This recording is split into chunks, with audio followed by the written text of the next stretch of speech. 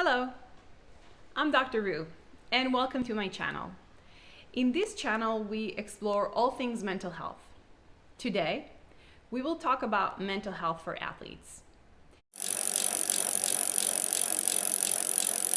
In a study that was done in 2015 among Australian elite athletes, it was found that about 46% of these athletes were experiencing at least one type of mental health problem. The study found high prevalence rate of depression, eating disorders, general psychological distress, social anxiety, panic disorders, and general anxiety disorders. This rate is higher than the general population, and yet the stigma associated with mental health among athletes seems to be a barrier to initiate and receive treatment. While I'm not an elite athlete, I noticed that after a major race that I participated in, I become sad, experience lack of motivation, and some feeling of loss. After all, I spent months building up to a race, planning my workouts, my nutrition, my rest, with this event in mind. It is very common that following a race, an athlete will sign up for and start preparing for the next race. It's a perpetuating cycle, building up to an event, experiencing an immense sense of accomplishment, followed by an immediate low. I called it my post-ultra blues. But how does an athlete feel if he or she spent a lifetime preparing to an event like the Olympics? Is there another event that tops this kind of experience? I recently watched a documentary called The Weight of Gold, starring Michael Phelps and other top athletes. And it was one of the few times where an elite athlete came forward and openly spoke about mental health. As an avid athlete myself, it is incredible to see that even among non-pro athletes, taking or talking about mental health can be a source of shame and confusion. An interesting study that was published in September 2012, exploring the barriers of seeking mental health for young elite athletes, it was found that participants lack understanding of what mental health is, and they had potentially negative experience seeking help. Therefore, focusing on reducing stigma and increasing mental health literacy can improve the relationship between athletes seeking help to manage mental health symptoms.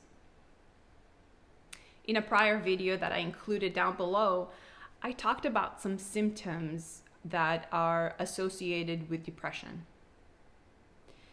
While there are many other types of mental health symptoms, athletes may experience depression oftentimes after a major event, after a major race. And just as one prepares for an event, it is also important to prepare for the post-event experience and allow a transition period to everyday life. This helps bridge the gap between the extreme highs and lows associated with the aftermath of a major event. How can that be done? While there is no simple solution and every individual is unique, working with a professional to help the athlete build a sense of value that is not solely dependent on performance and athleticism is the first step in setting up such building blocks. There is a need to prepare for the transition prior to it happening in order to minimize the level of suffering an athlete may experience post-race. Another important point to keep in mind is that normalizing the sense of loss and some level of depression.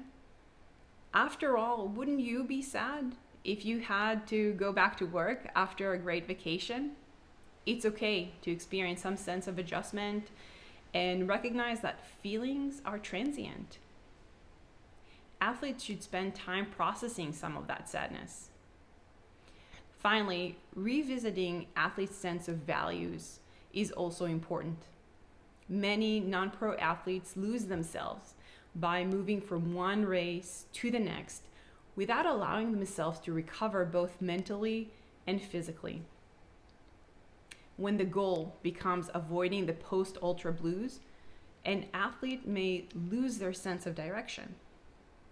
Stepping back once in a while and taking a break, reevaluating your priorities, these are all extremely important in managing a balanced life and a balanced mental health.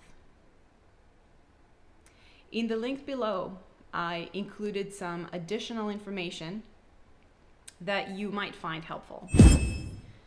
If you like what you see today, please don't forget to like and subscribe to my channel. Help me spread the word and reduce stigma of mental health. Be well.